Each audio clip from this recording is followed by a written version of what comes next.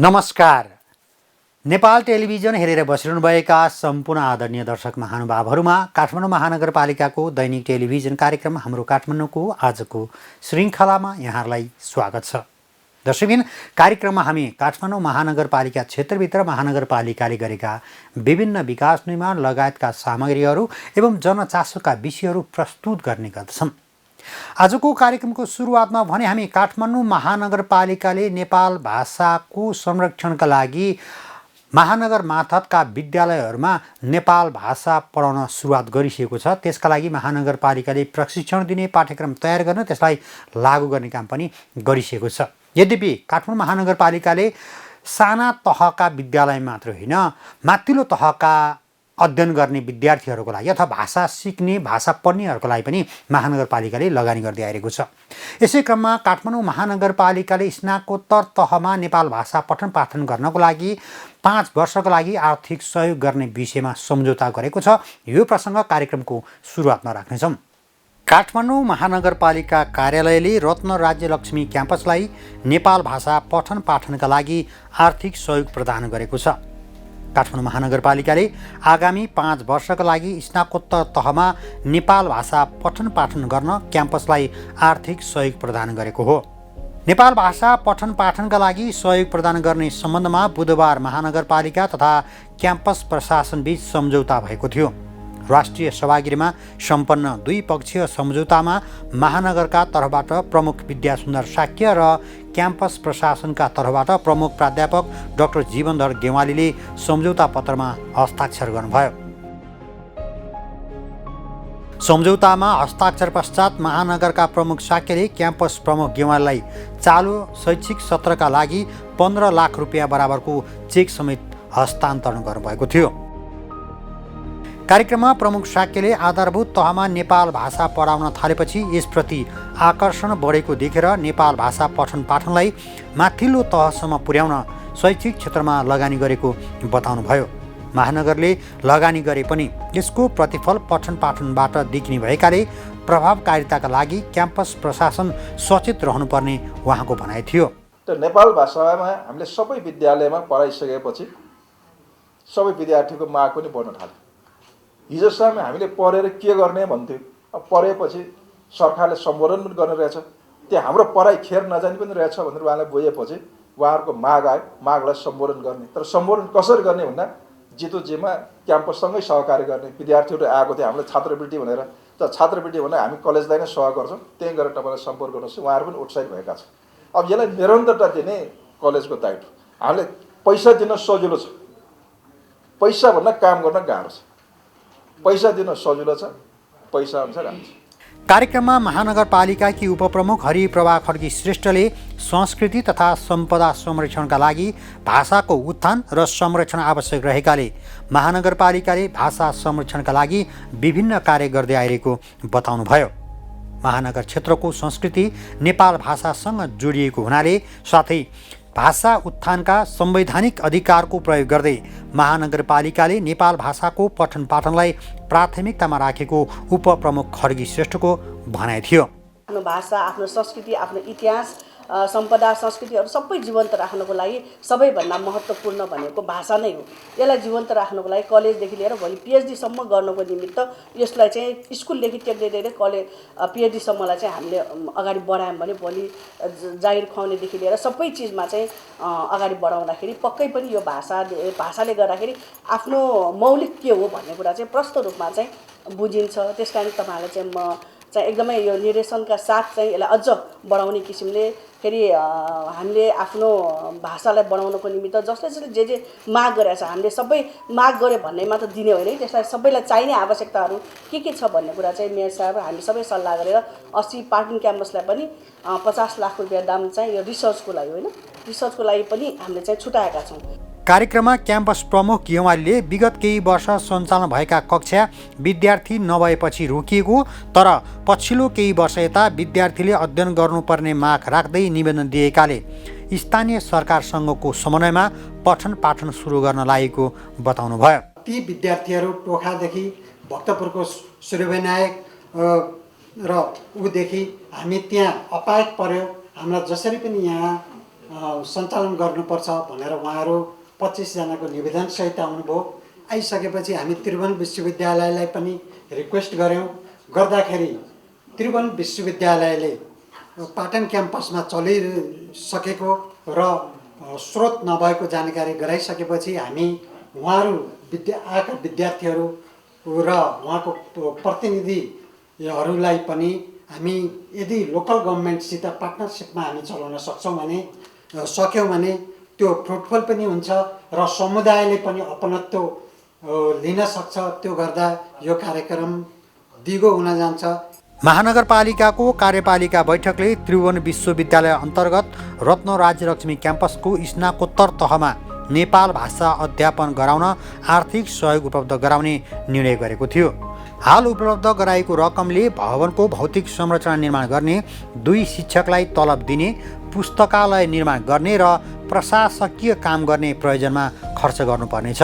काठमाडौँ महानगरपालिका र त्रिभुवन विश्वविद्यालय अन्तर्गतको आङ्गिक क्याम्पस रत्नराज्य क्याम्पससँग नेपाल भाषाको स्नातकोत्तर तहको शैक्षिक कार्यक्रम सञ्चालन गर्नको निम्ति काठमाडौँ महानगरपालिकाले वार्षिक रूपमा रु 15 लाख रुपियाँ उपलब्ध गराउने गरी 5 वर्षको लागि सम्झौता गरिएको छ र यो महानगरपालिकाले उपलब्ध गराउने वार्षिक 15 लाख रुपियाँले नेपाल भाषा अध्यापन गराउने 2 जना शिक्षक, करारमा नियुक्त हुने 2 जना शिक्षकको पारिश्रमिक, अनि त्यसपछि 2वटा कक्षा निर्माण, त्यसपछि पुस्तकहरूको खरिद लगायतका अरू फर्निचरहरूको व्यवस्थापन गर्नको निम्ति त्यो रकम उपलब्ध गराएको छ र यसले चाहिँ काठमाडौँ उपत्यकाको ऐतिहासिक र आधिकारिक काठमाडौँ महानगरपालिकाले चाहिँ आफ्नो कामकाजमा पनि प्रयोगमा ल्याएको नेपाल भाषालाई चाहिँ प्रवर्धन गर्नको निम्ति, विकास गर्नको लागि, विस्तार गर्नको लागि निकै महत्त्वपूर्ण योगदान पुग्ने चाहिँ भएको छ। अहिले नै महानगरपालिकाको सहयोगबाट 22 जना विद्यार्थीहरूले स्नातकोत्तर तहमा नेपाल भाषाको चाहिँ पठन पाठनमा भर्ना भएर सुचारू चलिरहेको छ। नेपाल भाषा स्नातक तह सञ्चालन गर्न त्रिभुवन विश्वविद्यालयमा विद्यार्थीले माग गर्दै आएका छन्। 3 वर्ष अघि रत्न राज्यलक्ष्मी क्याम्पसमा नेपाल भाषा पढ्नुपर्ने माग राख्दै 25 विद्यार्थीले निवेदन दिएका थिए। चालु शैक्षिक सत्रमा 22 जना विद्यार्थी अध्ययनरत छन्। महानगरपालिकाले यसअघि त्रिभुवन विश्वविद्यालय अन्तर्गत नेपाल भाषाको केन्द्रीय विभागलाई पुस्तकालय स्थापना लगायतका प्रयोजनका लागि 50 लाख रुपियाँ आर्थिक सहयोग प्रदान गरेको थियो।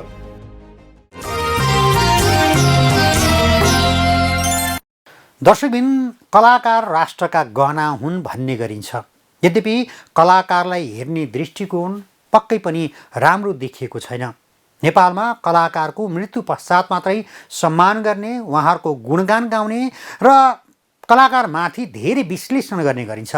तर जीवित कलाकार जसले राष्ट्रको गहना बनिरहँदा र राष्ट्रको कला संस्कृतिलाई जगेर्ना गरिरहँदा राष्ट्रले हेर्ने दृष्टिकोण र राष्ट्रले आँखा पुर्याउन सकिरहेको छैन भन्ने चर्चा र बहस भइरहेका बेला काठमाडौँ महानगरपालिकाले भने कलाकारहरूलाई पनि सम्मान गर्ने र उहाँहरूको हकितका लागि वकालत गर्ने काम पनि गर्दै आइरहेको छ। काठमाडौँ महानगरपालिकाले यसै क्रममा वडा नम्बर 23 क्षेत्रभित्र बसोबास गर्ने कलाकारहरूलाई सम्मान गरेको प्रसङ्ग अबको पालोमा। काठमाडौँ महानगरपालिका वडा नम्बर 23 मार्फत वडा क्षेत्रभित्र स्थायी बसोबास भएका कलाकारहरूलाई सम्मानित गरिएको छ। वडामा स्थायी बसोबास भएका ख्याल प्याख र दबु प्याखका कलाकारहरूलाई सम्मानित गरिएको हो। शनिबार आयोजित सम्मान कार्यक्रममा कलाकारहरूलाई महानगरपालिकाका प्रमुख विद्यासुन्दर साक्यले सम्मानित गर्नुभयो।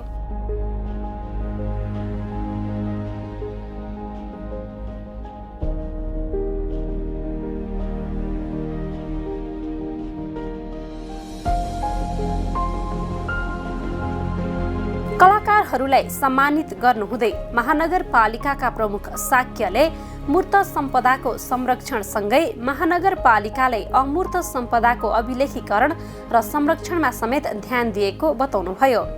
मूर्त तथा अमूर्त सम्पदा बीच नजिकको सम्बन्ध रहेकाले तिनको संरक्षण गर्नु राज्य पक्षको दायित्व भएको र महानगरपालिकाले स्थानीय सङ्घको सहकार्यमा सम्पदा संरक्षणका कार्य गरिरहेको उहाँको भनाइ थियो।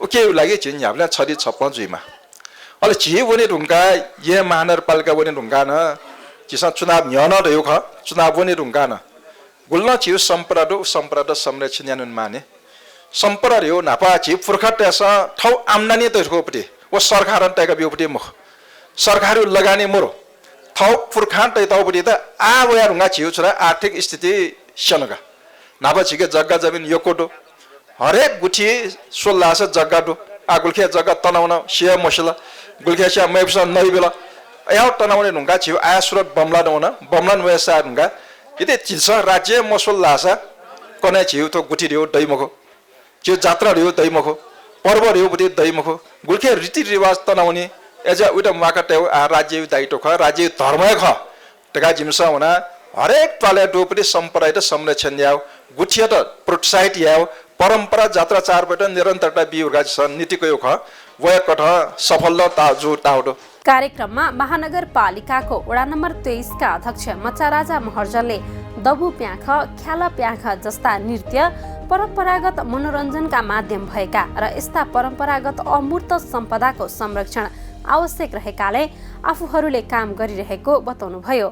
राणाकाल भन्न अगाडिदेखि चाहिँ एक समय चाहिँ कस्तो मनोरञ्जनको मुख्य कुरा विषय भनेको नि यो हाम्रो दबु प्याखा भन्छन् हाम्रो नेपाल भाषाबाट त्यस्तै चाहिँ अब ख्याल भन्छौँ जस्तै अहिले गाई जात्राको नामले आउँछन् अब त्यस्तो मात्रै अब चाहिँ मनोरञ्जनको चाहिँ वस्तु हुन्थ्यो तर अहिले आएर चाहिँ के कस्तो छन् भने अहिले विकसित क्रममा चाहिँ धेरै अब चाहिँ यो प्रविधिले गर्दाखेरि विभिन्न कारणले गर्दाखेरि अब यो फिल्महरू आइयो डकुमेन्ट्रीहरू आएको छन् भनेर भन्दाखेरि त्यो समयमा त्यस्तो केही पनि थिएन र त्यस्तो बेलामा चाहिँ अब एक समयमा इतिहासमा एउटा महत्त्वपूर्ण भूमिका मनोरञ्जनको चाहिँ यो भूमिका खेलेका हाम्रा आफ्नै वडाभित्रका 23 वडाभित्रमा पनि के कति छन् भन्ने एउटा डाटाबेस तयार गर्नु पनि हामीलाई आवश्यकता भएको र महानगरपालिकाको यो पनि एउटा उद्देश्य हो कि हामीले हिजो एउटा चाहिँ कस्तो भने यो कन्ट्रिब्युट गरेर योगदान दिएर गएका